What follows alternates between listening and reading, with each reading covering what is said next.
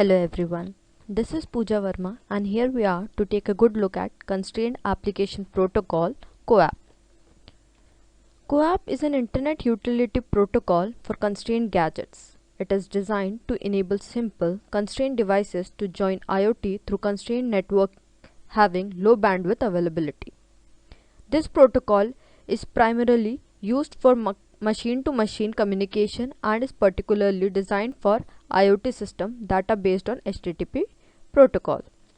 CoAP make use of UDP protocol for lightweight implementation. It uses RESTful architecture which is just like the HTTP protocol. IoT takes care of heterogeneity, that is, multiple sensors, computers, and other communication device need to be connected together which may work on a different protocol. Small devices are unable to connect through a constrained network. This leads to the picture of CoAP. CoAP was developed by IETF Internet Engineering Task Force. Here are few features of CoAP. Web Transfer Protocol used in M2M, that is machine to machine with constrained requirements. Asynchronous message exchange, low overhead and very simple to parse. URI and content type support,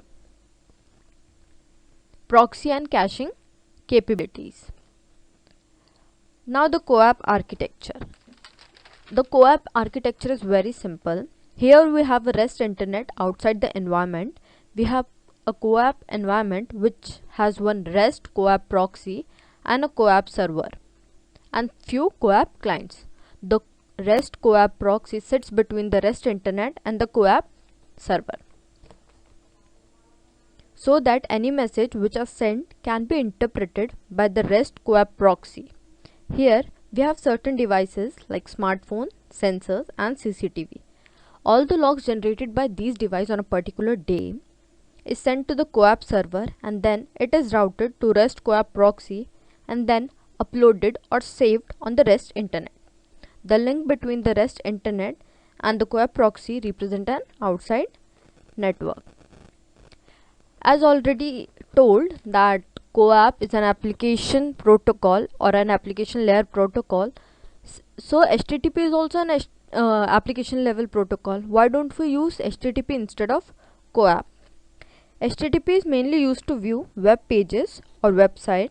The protocol is designed for internet based application and devices where power and other constraints are not there. TCP, it is a TCP based protocol. When HTTP used in a constrained network, it creates certain problems like computational complexity, low data rate and high energy consumption. These are the types of problems that may occur. Whereas CoAP is an upgraded version of HTTP. It is designed for resources constrained applications such as IoT, WSN, M2M, etc. It is based on UDP as already told before. It uses acknowledged message so that it becomes reliable like TCP. It has low latency and consumes less power. So overall it is simpler than HTTP and draws less power. CoAP structure. CoAP employs a two-layered structure, message layer and request response layer. The message layer supports four types of message: confirmable, non-confirmable, acknowledge and reset. We will see these in detail. The message layer is meant mostly for retransmitting the lost package. The request response layer consists of few methods like get, put, post and delete. Now the CoAP message model. The CoAP message model is it is the lowest layer of CoAP. The layer deals with UDP exchanging messages between endpoints, that is from the sender or receiver, sender and server. Each CoAP message has a unique ID. This is useful to detect message duplicates. A CoAP message is built by three parts: a binary header, a compact options and a payload. The CoAP protocol uses two kinds of messages: confirmable messages and non-confirmable messages. Now let's see these in a little detail. A confirmable message is a reliable message. In CoAP, a reliable message is obtained using a confirmable message, that is CON. This ensures message is received by the other end. A confirmable message is sent again and again until the other party sends an acknowledge message. Acknowledge message contains the same ID as that of the confirmable message. If the server has some trouble managing this incoming request, so it can send back a reset message, that is start again. Instead of acknowledging, it sends a reset message. And when we talk about the non-confirmable message, the non-confirmable message doesn't require any acknowledgement by the server. These are unreliable message or message that does not require any critical information that must be delivered to the server.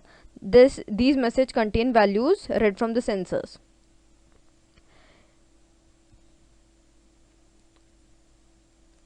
So here we have a CoAP message format. As we can see,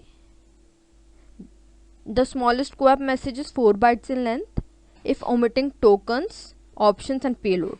CoAP make use of two message type, request and responses, using a simple binary base header format.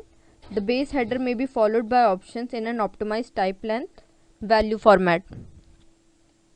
CoAP is by default bound to UDP and optionally to DTLS, providing a high level of communication security.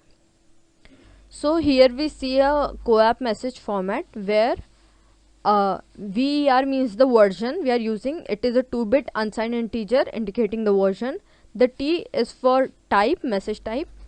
It is a 2-bit unsigned integer indicating the message type, that is 0, 1, 0 for confirmable, 1 for non-confirmable. TKL, that is token length, it is 4-bit length. Code, it is code response, 8-bit length. It contains the message ID.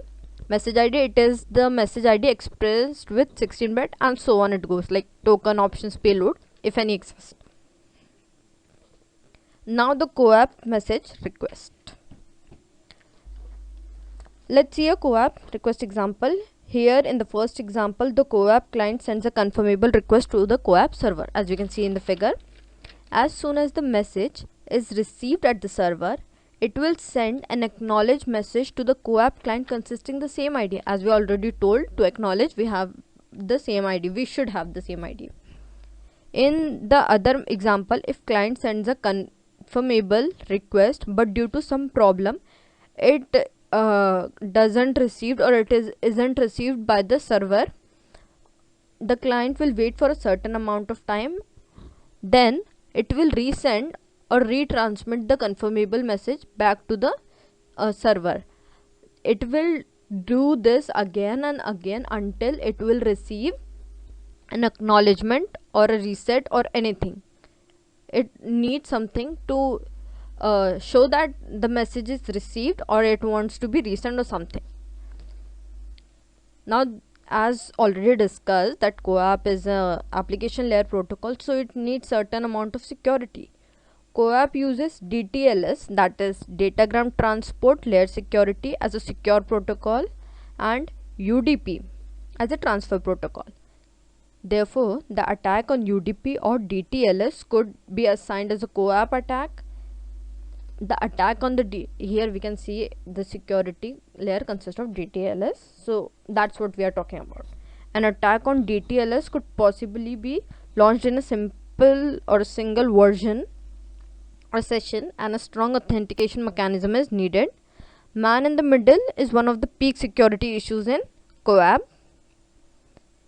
A client server architecture is set up whose end devices communicate using CoAP in order to check these security measures. It can prevent attacking, that is the CoAP can prevent attacking from eavesdropping, masquerading, tampering and message or data forgery, and all these are done through DTLS. DTLS helps too. So thank you, this was an overall view. Thanks for watching.